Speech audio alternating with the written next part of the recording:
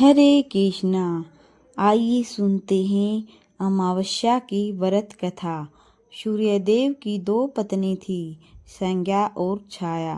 संज्ञा भगवान विश्वकर्मा की पुत्री थी। जब संज्ञा का विवाह सूर्यदेव से हुआ तो वह सूर्य के तेज को सहन नहीं पा रही थी। इससे परेशान होकर एक दिन देवी संज्ञा ने अपने प्रतिरूप छाया को उत्पन्न किया और उससे अपनी जगह रहने के लिए कह दिया। छाया सूर्यदेव की पत्नी बनकर रहने लगी।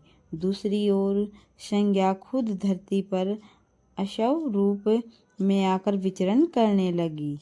एक दिन जब सूर्यदेव छाया के पास संतान प्राप्ति की इच्छा से आए तो उनके तेज को देखकर छाया का रंग काला पड़ गया और वह गर्भवती हो गई। छाया के पुत्र के रूप में भगवान शनिदेव का जन्म हुआ। जिस दिन शनिदेव का जन्म हुआ उस दिन शनिवार और अमावस्या तिथि थी, इसलिए शनि अमावस्या का धार्मिक दृष्टि से विशेष महत्व माना गया है।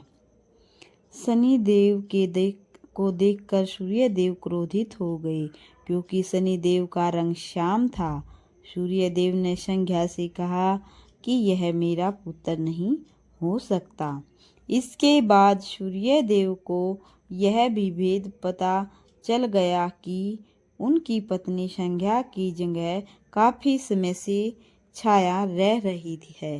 सूर्य को जैसे ही यह सत्य पता चला वैसे ही उनका क्रोध और भी अधिक बढ़ गया।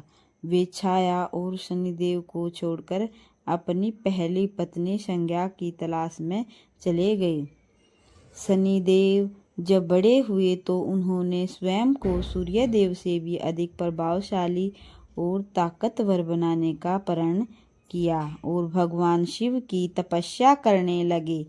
शिवजी ने शनिदेव की तपस्या से प्रसन्न होकर उन्हें ग्रहों में न्यायाधीश और दंडाधिकारी का पद प्रदान किया। शिवजी ने यह भी वरदान दिया कि हे शनिदेव, नवग्रहों में तुम्हारा विशेष स्थान और सम्मान होगा।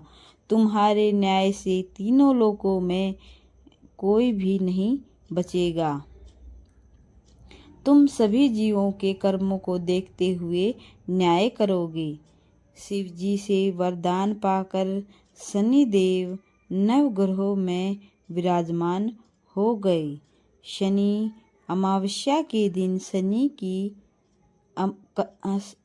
कथा का पाठ करना शुभ माना जाता है, जो बहुत ही फलदायी होता है, जो कर्मों से उच्च पद दिलाने की प्रेरणा देता है।